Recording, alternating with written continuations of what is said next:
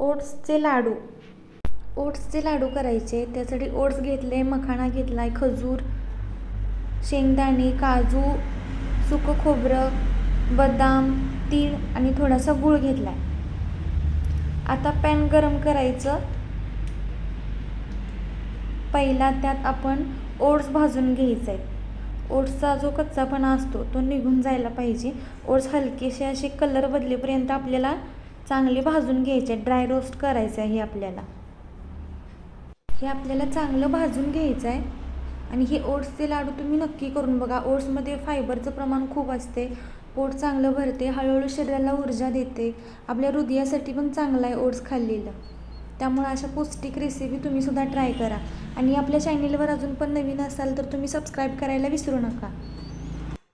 आता ओट्सचा कलर हळूहळू बदलायला लागला आहे आणि हे चांगल्या पद्धतीनं भाजले. आता हे आपल्याला काढून घ्यायचं आहे.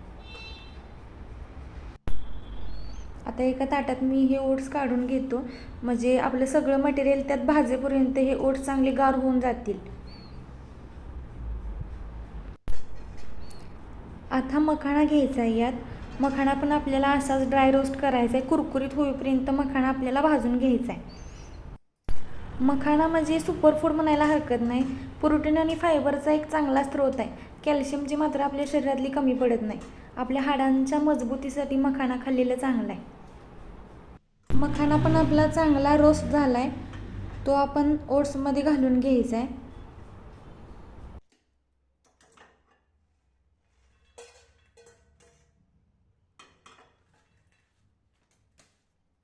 आता शेंगदाणे भाजून घ्यायचे आहेत. शेंगदाणे पण आपण खरपूस भाजून घ्यायचं.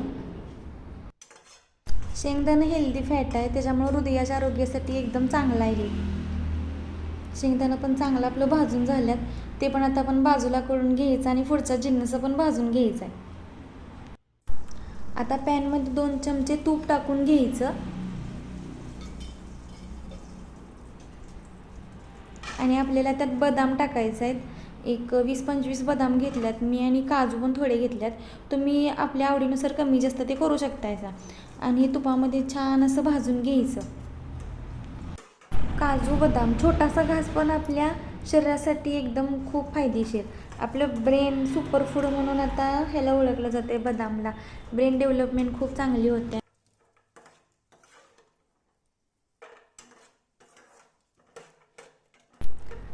आता हे चांगलं भाजून घेतले, मी बाजूला काढून घेतलं.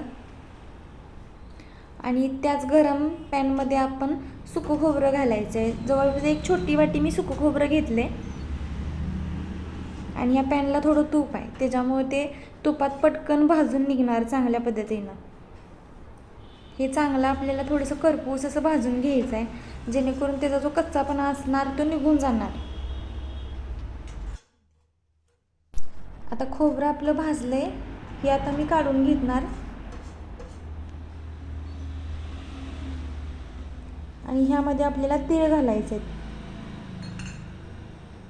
तीळ आपल्याला छान खरपूस असे त्याचा तडतड आवाज येऊपर्यंत आपल्याला परतायचे आहेत.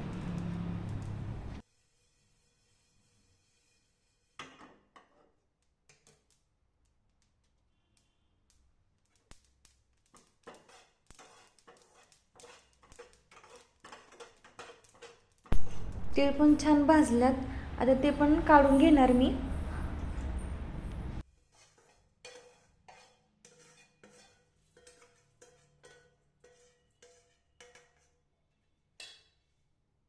आता हे जे सगळं आपण भाजून एकत्र केले त्याचे आपल्याला मिक्सरला पावडर करून घ्यायचे आहे.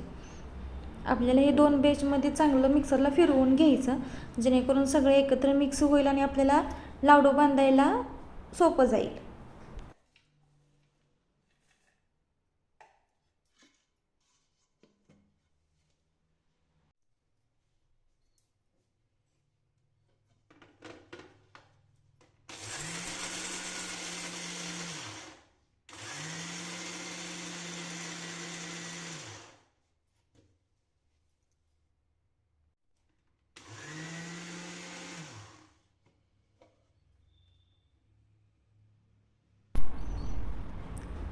अशा पद्धतीनं आपल्याला बारीक अशी याची पावडर करून घ्यायची आहे. म्हणजे आपल्याला चांगले लाडू वळायला येतील.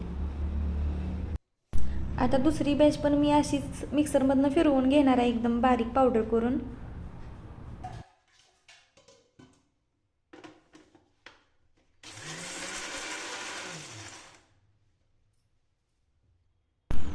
आता काजू बदाम पण मी ह्यात घालून घेणार आणि तिची पण पावडर करून घेणार.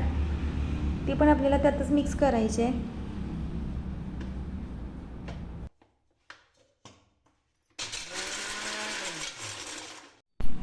आता हे सगळे बारीक केलेली पावडर आहे, त्यात काजू बदामची पण पावडर करून घालून घेतली मी आणि हे चांगलं मिक्स करायचं. आता हे जे मिक्सरचं भांडं आहे त्यातच आपल्याला अजून 2 पदार्थ वाटून घ्यायचे आहेत. आता मी 1 वाटी खजूर घेतला आहे, तो सीडलेस खजूर आहे. आणि ह्या लाडवाच्या प्रमाणात आपल्याला कमी जास्त करून आपल्याला गूळ घालून घ्यायचा आहे, कारण जर तुम्ही खजूर जास्त घातला तर गुळाचं प्रमाण कमी लागू शकते. मी आता 1 वाटी खजूर घेतला आहे आणि त्याच वाटीने मी जवळपास 2 वाटी होईल एवढं मी गूळ घेतला आहे आणि ते सुद्धा मी एकदम मिक्सरला बारीक करून ह्यात घालून घेतले. आता खजूर आणि गुळाची आपण जी पेस्ट तयार केल्या ती ह्यात घालून घ्यायची आणि त्या पावडरीमध्ये व्यवस्थित सगळे मिक्स करून घ्यायचं, जेणेकरून गूळ आणि खजूर सगळ्या लाडवाला व्यवस्थित लागणार.